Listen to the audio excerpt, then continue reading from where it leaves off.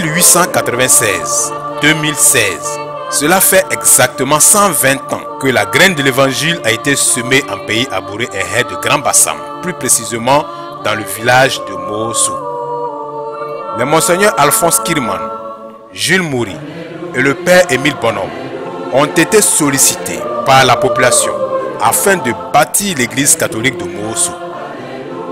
La paroisse Saint-Antoine de Padoue sortira donc de terre par la volonté des Abouré et Haye de Moossou. La graine plantée a germé et a porté de bons fruits.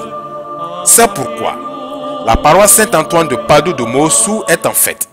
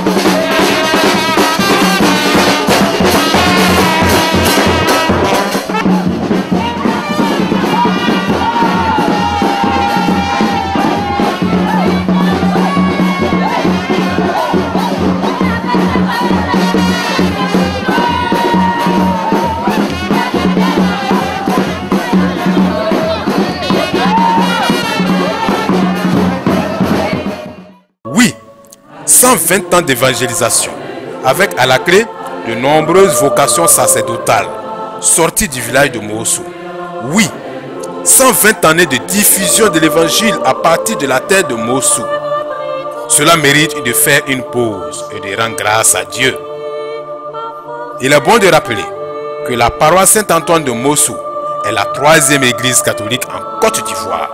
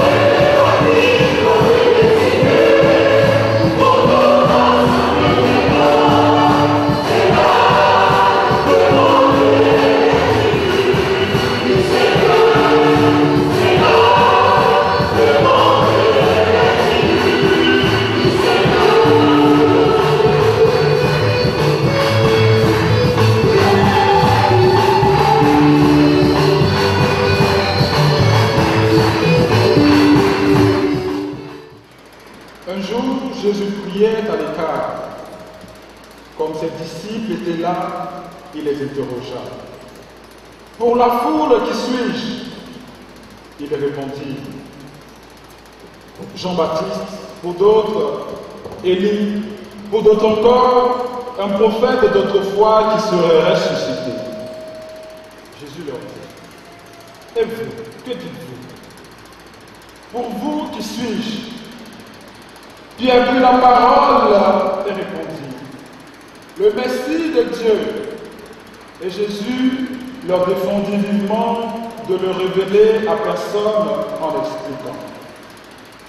Il faut que le Fils de l'homme souffre beaucoup, qu'il soit rejeté par les anciens, les chefs des prêtres et les scribes, qu'il soit tué et que le troisième jour il ressuscite. Jésus disait à la foule, celui qui veut marcher à ma suite, qu'il renonce à lui-même, qu'il prenne sa croix chaque jour et qu'il me suive. Car celui qui veut sauver sa vie la perdra, mais celui qui perdra sa vie pour moi la sauvera. Veuillez vous mettre debout.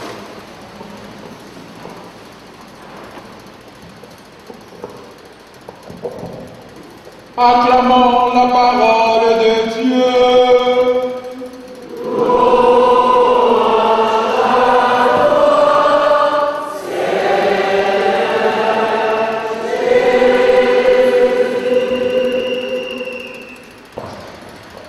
Chers frères et sœurs, par une sorte de coïncidence, de belle coïncidence, les textes du jour correspondent à l'événement que nous célébrons. Nous avons ainsi l'occasion de nous rendre compte que le Seigneur chemine avec nous pas à pas et nous rejoint dans le quotidien de nos célébrations parce qu'en réalité, il nous y précède. C'est lui-même qui, dans son immense amour, met dans le cœur des hommes le désir de le célébrer et de lui dire leur reconnaissance pour tous ses bienfaits. Ce dimanche, nous sommes réunis dans cette paroisse qui a 120 ans. Et nous célébrons la foi de tant d'hommes et de femmes qui ont accueilli et transmis le message de la bonne nouvelle du salut que Dieu nous a fait parvenir.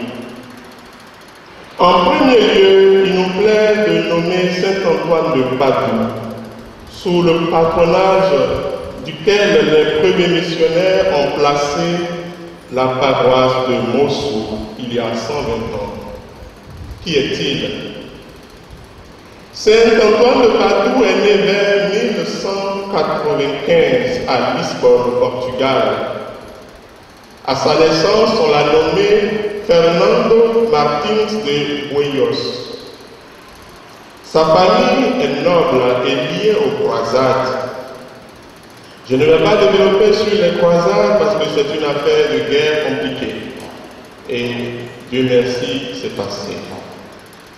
Très jeune, Fernando entra chez les ermites de Saint-Augustin et il devint prêtre. En 1220, un événement va bouleverser sa vie. Le rapatriement des corps de franciscains portugais morts martyrs au Maroc. Cet événement le pousse à une décision. Il décida de partir en mission au Maroc pour ne pas que le sacrifice des martyrs soit vain. Il le rejoignit pour se faire le projet de radicalisme évangélique des frères mineurs et devint franciscain sous le nom de Antoine. Et il est aussitôt envoyé en mission au Maroc. Mais il avait une santé trop fragile, ce qui obligea ses supérieurs à le ramener en Italie. Et c'est en Italie qu'il rencontre Saint François d'Assise, le fondateur des frères mineurs. Avec François, il approfondit le désir de se consacrer entièrement au Seigneur à travers une vie de plus grande pauvreté et la prédication de l'Évangile. En 1222, il fut envoyé d'abord à Bologne, qui était un grand centre universitaire de ce temps-là, pour enseigner.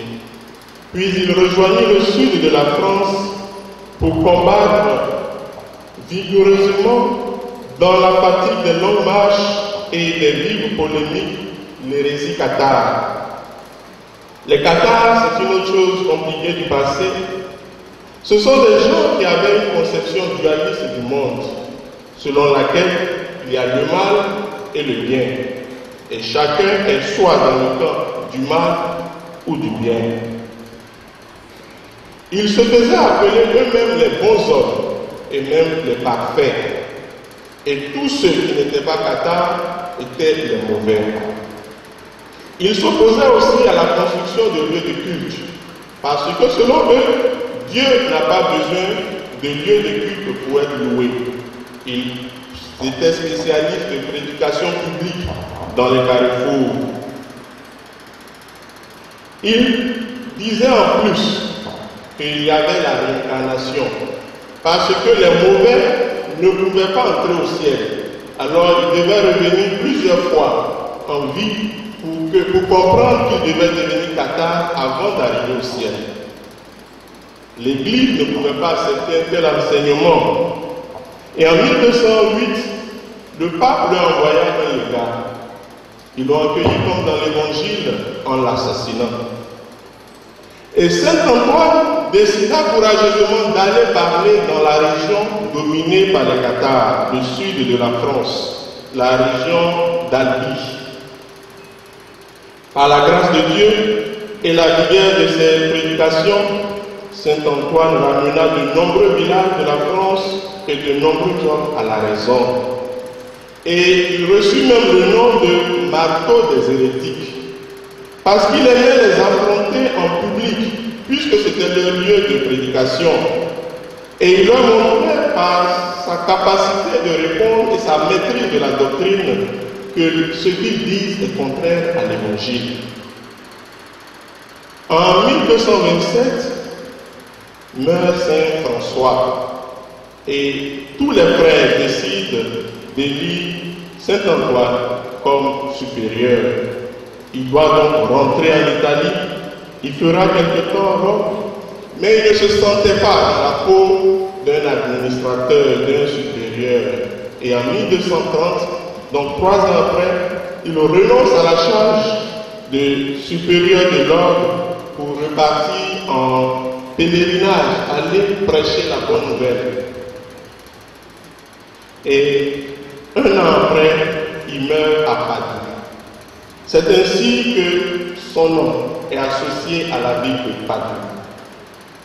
Mais sa sainteté était tellement lumineuse que le 30 mai de l'année 1232, soit un an après sa mort, il a été canonisé. Et quelque chose de merveilleux va se produire à l'ouverture de sa tombe. Pour transférer sa dépouille dans la basilique de Padoue, l'on constata que sa langue était restée intacte. L'instrument avec lequel il a annoncé la parole de Dieu était encore présent. Et c'était un signe que Dieu l'avait vraiment utilisé pour faire connaître son évangile et ramener à lui ses fils qui se perdaient. Et c'est en hommage de lui que les premiers missionnaires ont voulu que son nom soit sur notre terre en donnant son nom à cette paroisse de Mossou, la 3e qu'ils fondèrent quand ils foulaient la terre de Bernie. Nous avons, quand nous pensons aux missionnaires, des noms qui nous reviennent automatiquement en tête, Bonhomme et Amar. Il y a un nom qui est lié à Mossou, Julien Bayeux, le fondateur de cette paroisse en 1996. Comme beaucoup de missionnaires, il a pris sa part pour annoncer l'évangile. Mais je voudrais ce matin faire mémoire d'un autre prêtre a été envoyé ici, à Mossou, le père Georges Meyer. Il est mort à 23 ans et il a laissé une lettre à ses parents. Et je lis la lettre. Mossou, le 30 octobre 1900. Chers parents, étant enfin en place, je me dépêche de vous donner mon adresse afin que vous puissiez, s'il vous plaît, m'écrire. C'est pour cela que je vous prie de m'excuser de n'avoir pas plus de temps pour vous écrire plus longuement. Tout va bien, je me plais beaucoup. Dimanche 28 octobre, j'ai chanté la grande messe dans notre chapelle provisoire. Le pays est merveilleux, seulement un peu chaud. Tous les 2 jours, un bon vin dans les vents à côté de notre construction, cela fait du bien. Donc, consolez-vous jusqu'à Noël et vous recevrez une longue lettre. Mes salutations à mes amis. Je vous aurais envoyé une carte postale, mais il n'en existe pas encore ici. Je vous envoie ma bénédiction de prêtre et je finis. Votre Georges. La seconde lettre promise par le père Georges, il n'aura pas la force de l'écrire. La pierre jaune le malmena et le Seigneur lui ouvrit les portes du repos éternel le 26 décembre 1900, soit 2 mois après son arrivée en Côte d'Ivoire. Les 120 ans que nous célébrons dans une juste allégresse ont coûté, chers frères et sœurs, des sacrifices. Non pas des sacrifices humains traditionnels, mais des sacrifices à des hommes qui avaient le cœur de Dieu. Des hommes qui voulaient que Dieu soit enraciné dans cette terre. La mission de Mossou fut appelée à jouer un rôle majeur dans le dispositif des missionnaires de la Société des missions africaines. Quand en l'an 1905, l'État français décida, au prétexte de la laïcité, de retirer les subsides aux écoles confessionnelles et par les missionnaires, ceux-ci ont pu poursuivre leurs activités à partir du soutien qu'ils recevaient des produits d'une briqueterie que le père Julien Bayeux avait installé ici à Mossou. Ce village de Mossou a donc joué un rôle central dans l'évangélisation de la Côte d'Ivoire et dans la fourniture de ressources aux premiers missionnaires. Car si l'argent est le nerf de la guerre, il est aussi l'oxygène de la mission évangélisatrice. Parce qu'il faut bien que les missionnaires se déplacent, qu'ils soient débarrassés des soucis du quotidien, des pesanteurs du ventre, pour que l'esprit en eux les conduise et guide leur pas pour éclairer le peuple de Dieu. Chers frères et sœurs, il y a 100 ans, des hommes et des femmes de cette terre de Mossou, de ce village, ont accueilli l'évangile du Christ. Ils ont répondu à la question que Jésus adressait à ses disciples et qui retentit à notre oreille en ce jour. Et vous, que dites-vous? Pour vous, qui suis-je? Avec eux, nous répondons aujourd'hui, tu es le Christ, le Messie de Dieu, c'est-à-dire loin, l'envoyé de Dieu, que nos pères ont cherché à t'attendre dans des véhicules qu'ils ont reconnus et accueillis avec une grande allégresse et qui nous fait tressaillir aujourd'hui dans cette église dédiée à Saint-Antoine de Padoue. Cette réponse communautaire et individuelle des ancêtres provoque d'importants et provoqua d'importants bouleversements dans leur vie et provoque des bouleversements dans nos vies. Elle est un appel à participer à la mission évangélisatrice de l'Église aujourd'hui, car c'est à nous que l'Église est confiée. Mossou a eu droit à de grands modèles qui l'ont éclairé sur le chemin de Jésus-Christ. Je citerai d'abord la Vierge Marie. L'histoire de cette âme a ému votre communauté et l'a rendu, je pourrais dire, enviable au sens positif du terme à toute la nation. Ce n'est pas toujours et partout que Marie manifeste sa sensibilité de mère pour toucher le cœur de ses enfants et les appeler à marcher décidément et fidèlement derrière son Fils. Je cite ensuite votre Saint Patron. Il a laissé dans l'Église un grand témoignage d'amour de Dieu et de dévotion totale à sa cause. Sa vie n'a été que Jésus. Je citerai encore les missionnaires qui ont foulé cette terre. Mossou, avec joie et détermination, continue l'œuvre que Saint Antoine de Padoue a faite, que les missionnaires ont implanté ici parce que Jésus est venu jusqu'à toi, parce que la Vierge, mère des chrétiens, te le rappelle et t'invite à ne pas oublier la grâce que tu as reçue. Mossou, le Seigneur t'aime et t'a manifesté ta bonté. Témoigne cette bonté et chante ta joie de célébrer ta foi chrétienne, ton don, le don que tu as reçu de Dieu. Parce qu'ainsi tu rends grâce à Dieu et tu manifestes la joie d'être son enfant, d'être le Fils de Dieu. Que par l'intercession de la Vierge Marie, notre Mère, le Seigneur nous fasse la grâce de témoigner comme Saint Antoine de Padoue, comme les premiers missionnaires, comme les premiers chrétiens. Amen.